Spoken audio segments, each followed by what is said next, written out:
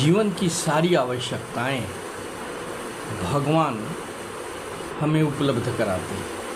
हमारा में कोई शक्ति नहीं है कि हम कोई भी वस्तु जिसकी हमें आवश्यकता है हम उसको अपने से बना सकें।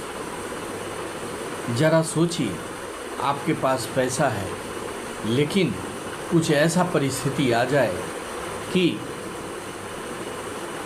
खाने की वस्तुएं आपके पास न हो, तो क्या आप रुपये को खा सकते हैं? क्या धन दौलत को खा सकते हैं? क्या बड़े बड़े जो महल बनाए हैं उसको खा सकते हैं? नहीं खा सकते। आप गेहूं बना सकते हैं, आप चावल बना सकते हैं, आप आटा बना सकते हैं? नहीं बना सकते। जो कुछ भी आप खाते हैं, जो कुछ भी आप पहनते हैं, सब भगवान का गिफ्ट है। उन्होंने हमारे लिए, हमारी सुख सुविधाओं के लिए सभी चीज़ों का निर्माण किया है। हम क्या करते हैं? हम प्रकृति अर्थात भगवान के द्वारा दिया गया जो मुफ्त उपहार है उसका रूप परिवर्तन करके उसमें उपयोगिता का सृजन करते हैं, यूटिलिटी लाते हैं उसमें, और हमारी आवश्यकताओं की पूर्ति करने की क्षमता विकसित करते हैं। बस इतना ही करते हैं और कुछ नहीं कर सकते। कोई कुछ बना नहीं सकता।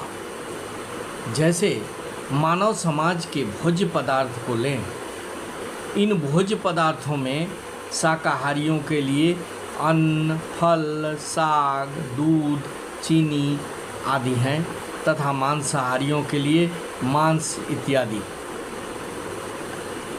जिनमें से कोई भी पदार्थ मनुष्य बना नहीं सकता। एक और उदाहरण लेते हैं, जैसे कि ऊष्मा, प्रकाश, जल, वायु जो जीवन के लिए अति आवश्यक है, इनमें से किसी को बनाया नहीं जा सकता। परमेश्वर के बिना न तो प्रचुर प्रकाश मिल सकता है, न चांदनी, वर्षा या प्रातःकालीन समीर ही, जिनके बिना मनुष्य जीवित नहीं रह सकता। स्पष्ट है कि हमारा जीवन भगवान द्वारा प्रदत्त वस्तुओं पर आश्रित है।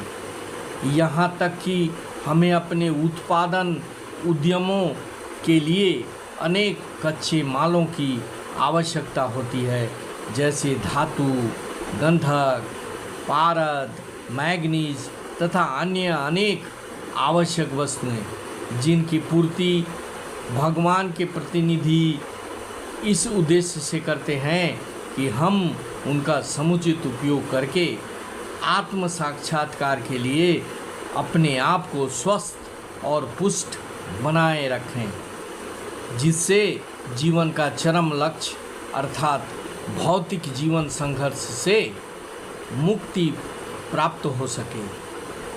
यज्ञ के संपन्न करने से मानव जीवन का यह लक्ष्य प्राप्त हो जाता है। यदि हम जीवन उद्देश्य को भूलकर भगवान के प्रतिनिधियों से अपनी इंद्रिय तृप्ति के लिए वस्तुएं लेते रहेंगे और इस संसार में अधिकाधिक फंसते जाएंगे, जो कि सृष्टि का उद्देश्य नहीं है, तो निश्चय ही हम पाप करेंगे और इस तरह हम प्रकृति के नियमों द्वारा दंडित होंगे। इस प्रकार का समाज कभी सुखी नहीं रह सकता, क्योंकि उनका जीवन लक्ष्य नहीं होता। भौतिकवादी समाज का कभी कोई जीवन लक्ष्य नहीं होता। उन्हें तो केवल इंद्रिय तृप्ति की चिंता रहती है। वे नहीं जानते कि यज्ञ किस तरह से किए जाते हैं। उनको सिर्फ अपनी सुख सुविधाएं प्राप्त करने के लिए होड़ मची हुई है। आज नई नई तरह की आविष्कारें हो रही हैं। वो आविष्कार नहीं है, आविष्कार वैज्ञानिक कहाँ से लाएंगे? वो ये क्या करते हैं, वे प्रकृति प्रदत्त पदार्थों को खोज करते हैं कि इसमें क्या विशेषता है, प्रकृति ने क्या इसमें विशेषता दिया है, और उस प्राकृतिक पदार्थ के गुणों को हमारे सामने लाते हैं और हम समझते हैं हम प्रगति कर रहे हैं। याद रखना मानव समाज, यदि एक दिन प्रकृति रूठ गई तो सारे खोज, सारे अनुसंधान, सारी प्रकृति धरी की धरी रह जाएगी और सारा कुछ पल भर में समाप्त हो जाएगा। और वह समय दूर नहीं जब मनुष्य अपने ही माया जाल में इस तरह से फंस जाएंगे कि अपना विध्वंस खुद ही कर डालेंगे।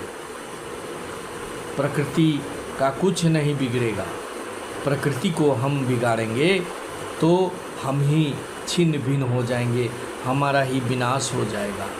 हम कभी एक दाना गेहूँ नहीं बना सकते। एक गेहूँ से 2 गेहूँ बना के तो देखिए, एक चावल से 2 चावल बना के तो देखिए, एक आम से 2 आम बना कर देखिए। आप बना सकते हैं क्या? कदापि ही नहीं बना सकते। ये सिर्फ प्रकृति करती है, हम उसके उपभोग करता है और हम ही जो हैं प्रकृति को विध्वंस करते हैं। आप अनुसंधान करके हाइब्रिड प्रोडक्ट बना सकते हैं, हाइब्रिड बना सकते हैं, उसके बीज बना सकते हैं, लेकिन उसको प्रकृति के गोद में ही देना पड़ेगा। तब प्रकृति ही उसे पौधा बनाएगी, पेड़ बनाएगा, फल देने के लायक बनाएगा। कितना ही हाइब्रिड आप बना दें, लेकिन प्रकृति अनुकूल नहीं होगी तो वह पेड़ फल नहीं देगा। इसलिए प्रकृति को, अर्थात श्री विष्णु को, भगवान को रुष्ट नहीं करने का। अगर हम उनका सेवा करेंगे, यज्ञ करेंगे, पूजा पाठ करेंगे, भजन कीर्तन करेंगे तो भगवान हमसे खुश रहेंगे, वातावरण प्रदूषित होने से बच जाएगा। लेकिन आज के युग में लोग इसका ध्यान नहीं देते हैं, सब अपने अपने मतलब से दौड़ रहे हैं, भाग रहे हैं। प्रगति करेंगे, महल बनाएंगे, हवाई जहाज़ से उड़ेंगे, कुछ नहीं। प्रकृति अनुकूल नहीं हुई तो आपका उड़ना संभव नहीं होगा, आप उड़ नहीं पाएंगे, आप अच्छे घरों में नहीं रह पाएंगे। प्रकृति अनुकूल होगा, भगवान आपके साथ होंगे तो सब कुछ आप प्राप्त कर सकते हैं।